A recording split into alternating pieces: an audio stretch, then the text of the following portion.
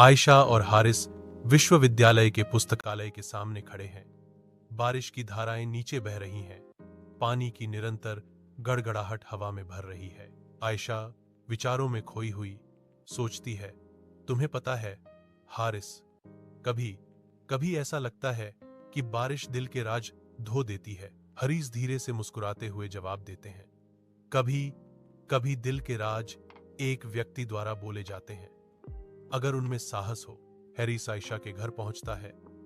उसके अनकहे शब्द हवा में भारी होकर लटक रहे हैं। आयशा गेट के पास खड़ी है। उसके होंठों पर एक उदास मुस्कान है।